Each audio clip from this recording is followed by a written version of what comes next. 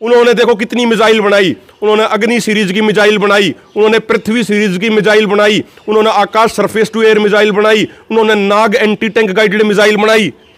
जो राजनेता चुनाव के वक्त आपको जाति और धर्म के नाम पर बांट रहे हैं, इन राजनेताओं से सावधान होने की जरूरत है। आज उन्हीं मोदी को प्रधानमंत्री बने हुए 9 साल हो गए। भाई गलत काम करके गुंडे भी हो, जैसे इनका एक सांसद है ब्रजभूषण शरण, ठीक से 5-7 हजार आदमी वो भी ले रहा है, तब ये फिर के करने लग गए अपना वो पुराना tried and tested formula Hindu मुसलमान हिंदू मुसलमान हिंदू मुसलमान का लिया है। अगर यार सरकार सोच रही है तो भाई किसान को बहका देंगे, बहला फुसला देंगे हिंदू मुसलमान के नाम पर, जाट नॉन जाट के नाम पे, तो वे दिन चले गए। या सरकार कितना हिंदू मुसलमान करे, हम किसान और नौजवान की बात करेंगे। भारत किसानों का देश है और किसानों के देश में किसानों के साथ जो ज्यादतियाँ हो रही है वो आप सबके सामने है। अभी हम पानीपत के गांव गड्डी बैसक में हैं और यहाँ भारतीय किसान नौजवान सभा के राष्ट्रीय अध्यक्ष अभिमन्यु कवाड़ जी का आगमन हुआ, किसानों से वार्ता हुई और जिस तरीके से किसानों को उनके मुआवजे, फसलों के रेट, एमएसपी, स्वामीनाथन रिपोर्ट कुछ भी उनको नहीं मिल रहा है। 13 महीने आंदोलन भी चला, उसके बाद भी अभी तक किसान अपने घरों पर बैठा हुआ है। जो उसको हक मिलने चाहिए थे आज़ाद भारत में, वो उसको अभी भी नहीं मिल रहे हैं। जब फसलों की बात आती है, कटाई की बात आती है, सरकार के अनुसार ही फसलें बोनी पड़ती है, सरकार के अनुसार ही फसलें काटनी पड़ती हैं। बहुत सारे पेड़ ऐसे हैं जो आप अपनी मर्जी से नहीं काट सकते। हालांकि भारत आज़ाद है, लोकतांत्रिक देश है हमारा, और इस चीज़ में लोकतंत्र कहाँ है एक बार आप भी बताइएगा। अब अभिमन्यु भाई के पास चलते हैं, उनसे बातचीत करेंगे किस लिए आज ये जो पंचायत बुलाई गई गाँव में, क्यों बुलाई गई। नमस्कार जी। नमस्कार भैया, आपके और आपके सभी दर्शकों ने हाथ जोड़कर नमस्कार है।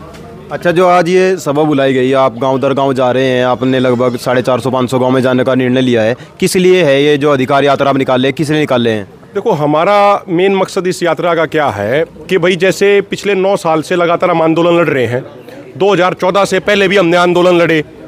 जब चुनाव नज़दीक आते हैं तो राजनेता क्या करते हैं कि भाई अपनी किसानी के मुद्दे पे, नौजवानों के रोजगार के मुद्दे पे, अपने फेलियर को, अपनी विफलताओं को छुपाने के लिए बार बार ये राजनेता हिंदू मुसलमान, जाट नॉन जाट जैसे इशू उभार देते हैं ताकि इनको राजनीतिक फायदा हो जाए, इनको वोट मिल जाए। हमारा ये मानना है, हम जो गांव दर गांव जा रहे हैं, पहले इसराना ब्लॉक के गांव में थे, हमारा जो एजेंडा है वो ये, हम सब किसानों से अपील ये कर रहे हैं कि भाई पिछले 9 सालों से आप जिस एमएसपी के मुद्दे पर आंदोलन लड़ रहे हो, आप जिस स्वामीनाथन आयोग की रिपोर्ट लागू कराने के मुद्दे पर आंदोलन लड़ रहे हो, आप खराब फसलों के मुआवजे के मुद्दों पर आंदोलन लड़ रहे हो, अब आपको अपने इन्हीं मुद्दों पे टिके रहना है, आपको अपने रोजगार के मुद्दों पे टिके रहना है, आपको अपने भाईचारे के मुद्दे पे टिके रहना है। जो राजनेता चुनाव के वक्त आपको जाति और धर्म के नाम पर बांट रहे हैं, इन राजनेताओं से सावधान होने की जरूरत है, इन राजनेताओं से बचने की जरूरत है। क्योंकि जिस प्रधानमंत्री नरेंद्र मोदी जी ने 2014 से पहले यह वादा किया था, 2012 में जब ये गुजरात के मुख्यमंत्री हुआ करते, कंज्यूमर अफेयर कमेटी के चेयरमैन थे, तो मुख्यमंत्री नरेंद्र मोदी जी ने उस समय के प्रधानमंत्री डॉक्टर मनमोहन सिंह जी को एक रिपोर्ट भेजी और उस रिपोर्ट के पॉइंट नंबर B4 में क्या कहा कि खाली एमएसपी घोषित करने तक काम नहीं चलेगा, अगर किसान को फायदा कराना है तो एमएसपी पे खरीद की गारंटी का कानून बनाओ। आज उन्हीं मोदी को प्रधानमंत्री बने हुए 9 साल हो गए। हम किसान आंदोलन में एमएसपी गारंटी कानून की मांग कर रहे थे। जब मुख्यमंत्री थे आप पे, तब आप खुद कहा करते भाई किसान के लिए एमएसपी की गारंटी का कानून होना चाहिए। आज जब आपको 9 साल हो गए प्रधानमंत्री बने हुए, आप चाहो तो वो कानून बना सकते हो। आज आप वो कानून क्यों नहीं बना रहे?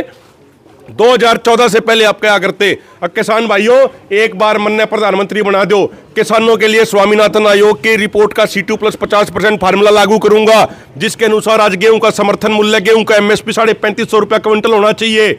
लेकिन 2015 में सरकार में सत्ता में आने के बाद इन्होंने सुप्रीम कोर्ट में एफिडेविट दे दिया कि भाई हम स्वामीनाथन आयोग की रिपोर्ट लागू नहीं कर सकते, हमारी अर्थव्यवस्था बिगड़ जाएगी। एक बात बताओ प्रधानमंत्री जी, आपके 9 साल के कार्यकाल में कॉर्पोरेट घरानों का 14.5 लाख करोड़ रुपए माफ कर दिया गया, 14.5 लाख करोड़ रुपए एनपीए कर दिया गया। जब बड़े बड़े कॉर्पोरेट घरानों का पैसा माफ करने की बात आती है, उनका कर्जा माफ करने की बात आती है, तो आपकी सरकार के पास पैसे की कोई कमी नहीं। लेकिन जब किसान का कर्ज माफी करने की बात आती है, जब किसान को उसकी फसल का उचित भाव देने की बात आती है, तब आप कहते हो अगर हमारी अर्थव्यवस्था टूट जाएगी। प्रधानमंत्री जी, शायद आप भूल गए, कोरोना के समय जब देश की अर्थव्यवस्था 28% कम हो गई थी, सारे कारखाने सारी फैक्ट्री चलनी बंद हो गई थी, तब कृषि क्षेत्र एकमात्र ऐसा क्षेत्र था जिसने 3.6% की पॉजिटिव दर तक ग्रोथ करी थी और पूरे देश का पेट भरा था। जो हमारे प्रधानमंत्री जी जर्मनी जाकर और किधर जाकर जो ये भाषण देवे है ना, अब भाई पूरी दुनिया के लोगों को हम खाना खिलाने की ताकत रखते हैं, वो ताकत किसानों के कारण है। जो किसान दिन रात मेहनत करता है उसके कारण है। अब जब किसानों के मुद्दे पर सरकार के पास कोई जवाब नहीं, एमएसपी के मुद्दे पर सरकार के पास कोई जवाब नहीं, इस सरकार दो रहे नौजवानों के रोजगार के मुद्दे पे कोई जवाब नहीं, तब ये फिर के करने लग गए अपना वो पुराना tried and tested formula Hindu मुसलमान हिंदू मुसलमान हिंदू मुसलमान का लिया है। अब आप एक बात बताओ, नू मेवात में ये हिंसा हुई, एक टीवी चैनल पे एक स्टिंग ऑपरेशन हुआ एक सीआईडी के अधिकारी का। सीआईडी के अधिकारी ने ये कहा वीडियो पे, अगर भाई हमने 10 दिन पहले सरकार को ये सूचना दे दी थी कि यहां पर टकराव हो सकता है, यहां पर तनाव पैदा हो सकता है, तो सरकार ने समय रहते कदम क्यों नहीं उठाया भाई? इसका मतलब सरकार खुद चाह रही थी लोगों के बीच में टकराव कराना। अच्छा एक बात बताओ आप, इसी साल की शुरुआत में भाई नासिर और जुनैद नाम के 2 लड़कों की हत्या करी गई। उस हत्या का आरोप लगा ये जो गोरक्षा दल के ये मोनू मानेसर जो ये फलाना दिखड़ा जो भी एंड गैंग जो ये कंपनी है ये इनके ऊपर आरोप लगा। क्या अब तक उसके ऊपर कोई कार्रवाई हुई? 6-7 महीने बीत गए उस घटना को, क्या उसके ऊपर अब तक कोई कार्रवाई हुई? उल्टा उसके पक्ष में हिंदू पंचायत करने लग रहे हैं। अरे इस मामले में हिंदू मुसलमान का क्या लेना देना भाई? भाई 2 मर्डर हुए हैं, 2 लोगों की हत्या हुई है, किसी के ऊपर आरोप लगा, कार्रवाई होनी चाहिए।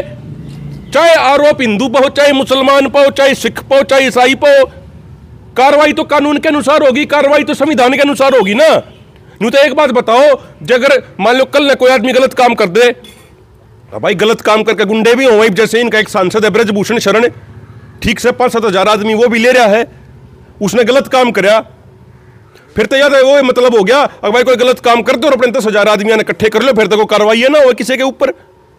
भाई मोनू मानेसर और जो उसके और साथी थे उनके ऊपर कार्रवाई नहीं होनी चाहिए थी क्या? भाई एक बात है, बात करते हैं हम गोरक्षा की, भाई हम तो ये कहते हैं कि जीव हत्या ही नहीं होनी चाहिए, हम तो ये कह रहे हैं, मेरा तो पर्सनल मानना ये है जीव हत्या ही नहीं होनी चाहिए। मैंने एक बात बताओ आप, भाई गो रक्षा के लिए या गो हत्या को रोकने के लिए, गो तस्करी को रोकने के लिए देश में कानून बना हुआ है। भाई अगर कोई भी आदमी गलत कर रहा है, चाहे वो किसी धर्म का हो किसी जाति का हो, उसके ऊपर कानून के अनुसार कार्रवाई कर लो। यो क्या मतलब होया कि 20, 30, 40 आदमी इकट्ठे होंगे, वे बंदूक लेकर जाओगे, मन करेगा किसी ने मार देंगे, मन किसी करेगा उनका किसी की गाड़ी तोड़ देंगे, कुछ और कर देंगे। आज भारत देश में जो 3 बड़ी बीफ एक्सपोर्ट की कंपनियां आवे, कौन कौन सी हैं भाई? बीफ एक्सपोर्ट में बीफ में भैंस का भी मीट आता है, गाय का भी उसमें इंक्लूड करते हैं। वैसे तो भाई गो हत्या के नाम पे पाबंदी लग रही है। जो 3 सबसे बड़ी बीफ एक्सपोर्ट की कंपनियां हैं, पहली कंपनी जो है उसका नाम क्या है? अल कबीर। तो आपको नाम देख के तो ये लगेगा कि भाई किसी मुसलमान की कंपनी होगी, लेकिन अल कबीर जो 400 एकड़ में का है, जो बीफ एक्सपोर्ट कंपनी है, जो तेलंगाना में है, उसका मालिक कौन है भाई? सतीश सबरवाल। दूसरे नंबर की है अरेबियन एक्सपोर्ट, उसका मालिक कौन है भाई? सुनील कपूर। तीसरे नंबर की बीफ एक्सपोर्ट की सबसे बड़ी कंपनी है अल नूर।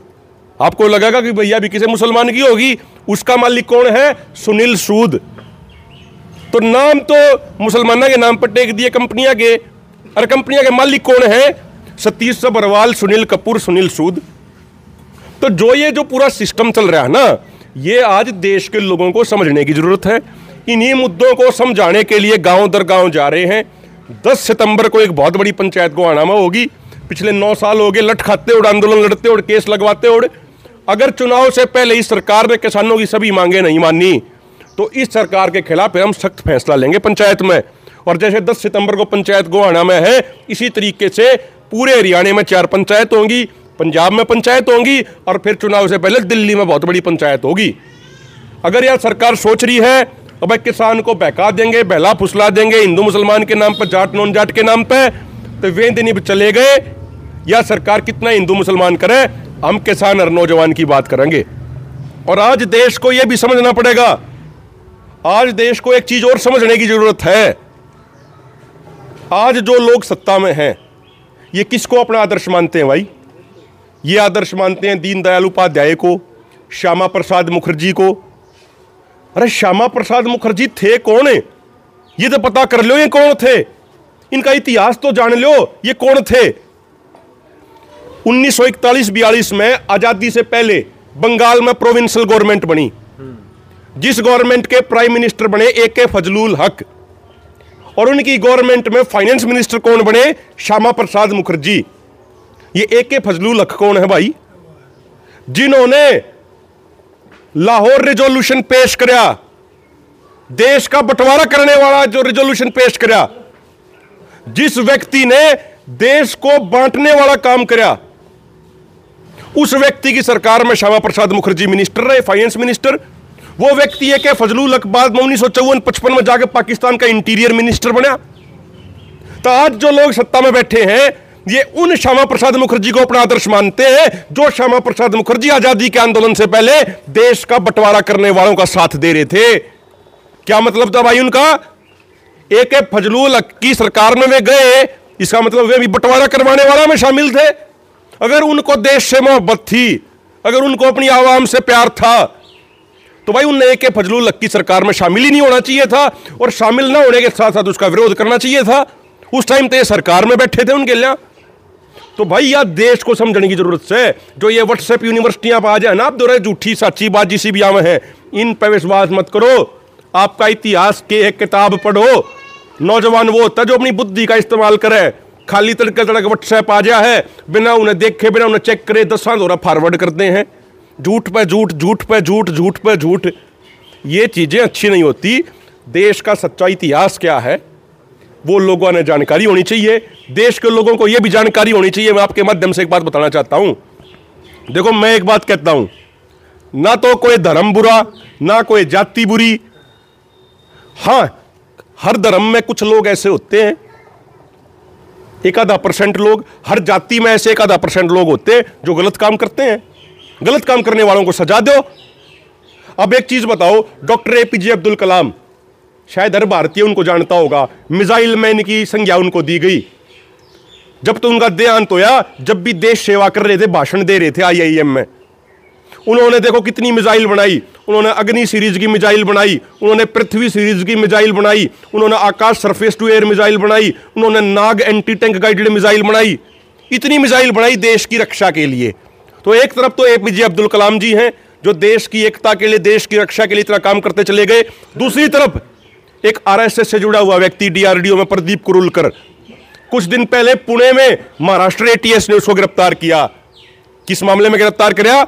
उसके ऊपर यह आरोप है कि एक पाकिस्तान की महिला जासूस को वो भारत की सभी मिसाइलों के सीक्रेट लीक कर रहा था।